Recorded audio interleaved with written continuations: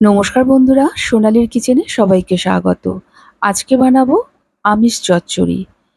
খুব সুস্বাদু এই চচ্চড়ি গরম ভাতের সাথে খেতে কিন্তু অসম্ভব ভালো লাগে। কি কি সবজি আর কি কি উপকরণ দিয়ে আজকের এই চচ্চড়ি বানাবো, আসুন দেখে নেওয়া যাক। এই চচ্চড়ির জন্য আমরা ৪ রকমের সবজি নিয়ে নিয়েছি। দুটো মিডিয়াম সাইজের আলু ডুমো করে কেটে নিয়েছি, একটা মিডিয়াম সাইজের বেগুনও ঠিক ডুমো করে কেটে নিয়েছি, 200 গ্রাম কুমড়ো ঠিক এই রকম ডুমো করে কেটে নিয়েছি। আলুর থেকে কুমড়োগুলোকে একটু আমরা বড় করে কেটেছি। আর নিয়ে নিয়েছি এখানে 2 কাপ থোড়। থোড়গুলোকেও ছোট ছোট ডুমো করে কেটে নিয়েছি। এই 4 রকম সবজি দিয়ে এই চচ্চড়িটা আমরা আজকে বানিয়ে নেব। আর এই চচ্চড়ি রান্নার জন্য আমরা দুটো রুই মাছের মাথা নিয়েছি। মাথাটাকে ভালো করে ধুয়ে নিয়েছি। এখন এতে সামান্য লবণ আর হলুদ গুঁড়ো মাখিয়ে নেব। এই চচ্চড়িটায় রুই মাছের মাথা দিয়ে করলেই কিন্তু স্বাদটা বেশি ভালো লাগবে। এবার আমরা একটা মশলা বানিয়ে নেব। এখানে নিয়ে নিয়েছি 1 চা চামচ গোটা জিরে, 1 চা চামচ গোলমরিচ, 2টো তেজপাতা। এই 3টে উপকরণকে আমরা একসাথে শিলে বেটে নেব। এবার কড়াই গরম হলে দিয়ে দিলাম বেশ কিছুটা পরিমাণ সর্ষের তেল। তেলটা ভালো করে গরম করে নিয়ে গ্যাসের ফ্লেমটিকে মিডিয়ামে রেখে প্রথমেই আমরা মাছের মাথাগুলোকে ভেজে নেব। একটা পাশ লাল করে ভাজা হলে অপর পাশটা উল্টিয়ে দিলাম। এইভাবে দুপাশ লাল করে ভেজে মাছের মাথাগুলোকে ভালো করে তেল ঝরিয়ে একটি পাত্রে আমরা তুলে নেব।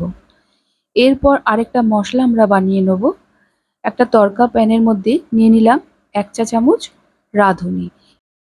এই শুকনো প্যানের মধ্যে রাঁধুনিটাকে আমরা একটু ভেজে নিলাম। এবার এটাকে আমরা ঠান্ডা করে গুঁড়ো করে নেব। এবার মাছ ভাজার তেলেই দিয়ে দিলাম 2টো শুকনো লঙ্কা, একটা তেজপাতা, হাফ চামচ গোটা জিরে, হাফ চামচ কালো জিরে। ফোড়নটা থেকে একটা সুন্দর গন্ধ বেরোলেই আমরা প্রথমেই আলু আর কুমড়োটাকে দিয়ে দেব। গ্যাসের ফ্লেমটিকে আমরা এই সময় হাইতে রেখেই কিন্তু আলু আর কুমড়োটাকে ভেজে নেব। ভাজার সময় স্বাদ মতো লবণ দিয়ে দিলাম। 2 মিনিটের মতো ভেজে নেওয়ার পর আমরা কেটে রাখা থোড়গুলোকে দিয়ে দিলাম। এবার আমরা এই 3টে সবজিকে আরও 5 মিনিটের মতো ভেজে নেব। ভাজতে ভাজতেই দেখবেন যে থোড় থেকে কিন্তু একটু জল বেরোতে শুরু করবে। তাই ভাজার সময় কিন্তু গ্যাসের ফ্লেমটিকে আমরা হাইতে রেখে ভাজবো। 5 মিনিটের মতো সমস্ত সবজি দিয়ে ভেজে নেওয়ার পর এই সময় আমরা দিয়ে দিলাম কেটে রাখা বেগুনটা। বেগুনটা দিয়ে আবারও একটু আমরা নেড়ে চেড়ে নেব। তারপর এতে দিয়ে দেবো হাফ চামচের থেকে একটু বেশি হলুদ গুঁড়ো আর 1 চা চামচ কাঁচা লঙ্কা বাটা। এই দুটো উপকরণ দিয়ে সমস্ত সবজির সাথে ভালো করে মিশিয়ে একটু নেড়ে চেড়ে নেব। তারপর আমরা যে জিরে, গোলমরিচ আর তেজপাতাটা একসাথে বেটে রেখেছিলাম সেই বাটা মশলাটা দিয়ে দিলাম, সাথে সামান্য একটু জল দিয়ে দিলাম। এবার সমস্ত সবজির সাথে মশলাটাকে প্রথমে ভালো করে একটু মিশিয়ে নিয়ে গ্যাসের ফ্লেমটিকে এই সময় মিডিয়ামে রেখে আমরা একটু কষিয়ে নিলাম। কষাতে কষাতেই দিয়ে রাখলাম ভেজে রাখা মাছের মাথাগুলো।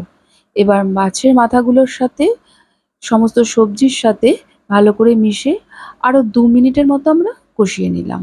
মশলার কাঁচা গন্ধটা চলে গেছে। এখন দিয়ে দিলাম হাফ কাপের থেকে একটু বেশি জল।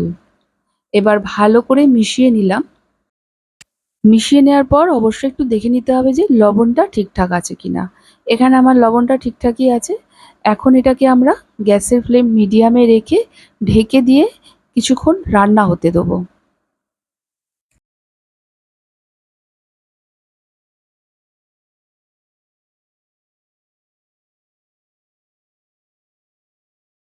এখন 10 মিনিট পর আমরা ঢাকাটা খুললাম। এখন সবজিগুলো কিন্তু আমাদের সেদ্ধ হয়ে গেছে। আলু, কুমড়ো আর এদিকে দেখুন থোড়টাও ভালোভাবে নরম হয়ে গেছে। একটু ভালো করে নেড়ে দেওয়ার পর আমরা এই মাছের মাথাগুলোকে একটু ভেঙে দেবো।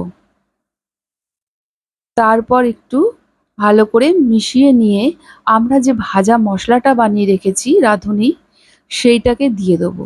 সাথে এই রান্নাটায় অবশ্যই কিন্তু চিনিটা দেবেন। চিনিটা আপনারা আপনাদের স্বাদ মতো দেবেন। আমি এখানে ১ চা চামচ চিনি দিলাম। চিনিটা দিয়ে ভালো করে মিশিয়ে নেব।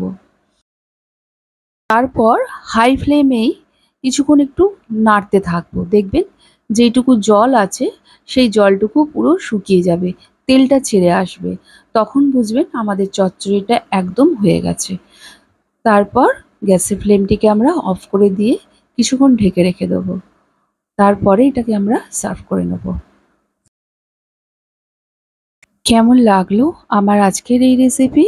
অবশ্যই কমেন্ট করে জানাবেন। ভালো লাগলে একটা লাইক ও প্রচুর শেয়ার করবেন। আমার চ্যানেলে নতুন বন্ধু হয়ে থাকলে প্লিজ আমার চ্যানেলটিকে সাবস্ক্রাইব করে পাশে থাকা বেল আইকনটি অবশ্যই প্রেস করবেন। গরম ভাতের সাথে খেতে কিন্তু এটা অপূর্ব লাগে। আজ তাহলে এই পর্যন্ত, আবার চলে আসবো নতুন কোনো রেসিপির সাথে। সবাই ভালো থাকুন, সুস্থ থাকুন। ধন্যবাদ।